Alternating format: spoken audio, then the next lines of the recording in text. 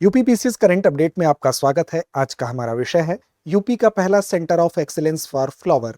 अयोध्या के पिरखौली ग्राम पंचायत में उद्यान विभाग की नर्सरी में 3 हेक्टेयर भूमि पर 2 करोड़ रुपए की लागत से प्रदेश का पहला centre of excellence for flower फूल उत्कृष्टता केंद्र स्थापित किया जाएगा। आइए नजर डालते हैं मुख्य बिंदुओं पर। इस केंद्र में किसानों को फूलों की उन्नत प्रजातियों की जानकारी, वैज्ञानिक तरीके से खेती, कीट प्रबंधन, सिंचाई प्रणाली और विपणन की ट्रेनिंग दी जाएगी।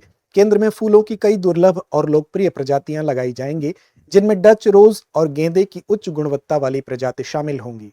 इसी तरह मथुरा और वाराणसी में भी केंद्र स्थापित किए जाएंगे, जिससे पूरे प्रदेश में फूल उत्पादन का नया नेटवर्क तैयार करने में मदद मिलेगी। आइए अब जानते हैं उत्तर प्रदेश के विकास में पुष्प कृषि का क्या महत्व है। राम मंदिर को आपूर्ति। इस केंद्र का मुख्य उद्देश्य श्री राम मंदिर में दैनिक पूजा अर्चना के लिए आवश्यक भारी मात्रा में उच्च गुणवत्ता वाले फूलों की निरंतर आपूर्ति सुनिश्चित करना है। आयात पर होगी निर्भरता कम। स्थानीय स्तर पर फूलों का उत्पादन बढ़ाने से बाहर से मंगाए जाने वाले फूलों पर निर्भरता कम होगी, जिससे स्थानीय अर्थव्यवस्था को मजबूती मिलेगी। किसानों को आधुनिक प्रशिक्षण। यहाँ किसानों को फूलों की वैज्ञानिक खेती, उन्नत प्रजातियों जैसे डच रोज और गेंदे की खास वैरायटी, कीट प्रबंधन, आधुनिक सिंचाई प्रणाली और मार्केटिंग की ट्रेनिंग दी जाएगी। आधुनिक तकनीक का उपयोग। इस सेंटर में अत्याधुनिक green house, drip irrigation, solar power और टिश्यू कल्चर लैब जैसी उन्नत सुविधाएं विकसित की जाएंगी। रोजगार के नए अवसर। केंद्र के शुरू होने से फूलों की कटाई, पैकेजिंग, ट्रांसपोर्ट और मार्केटिंग के क्षेत्र में स्थानीय युवाओं और महिलाओं के लिए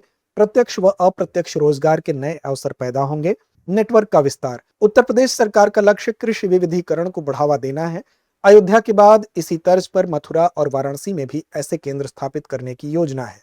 आइए जानते हैं उत्तर प्रदेश में पुष्प कृषि से जुड़ी मुख्य चुनौतियों के बारे में। आधुनिक बुनियादी ढांचे की कमी। अधिकांश खेती खुले खेतों में होती है, जिससे मौसम का जोखिम बना रहता है।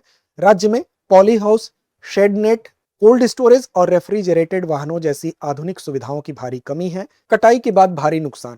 फूल जल्दी खराब होने वाली फसल है। ग्रेडिंग सेंटर और कोल्ड रूम की कमी के कारण वाराणसी जैसे क्षेत्रों में गर्मी के दिनों में 25% से 40% तक फसल बर्बाद हो जाती है। गुणवत्तापूर्ण पौधों की कमी। अधिक उपज देने वाले और रोग मुक्त पौधों जैसे टिश्यू कल्चर वाले पौधे की उपलब्धता सीमित है। हापुड़ जैसे क्षेत्रों के किसानों को बेहतर पौधों के लिए बेंगलुरु या पुणे पर निर्भर रहना पड़ता है। तो चलिए अंत में नोट करते हैं आज का अभ्यास प्रश्न। यूपी का पहला centre of excellence for flower किस जिले में खोला जाएगा? विकल्प ए वाराणसी, विकल्प बी अयोध्या, विकल्प सी मथुरा या विकल्प डी आगरा। तो इस प्रश्न का सही जवाब कमेंट बॉक्स में देना ना भूलें। अब एग्जाम की तैयारी को और बेहतर करने के लिए हमारे चैनल को लाइक, शेयर और सब्सक्राइब करना ना भूलें।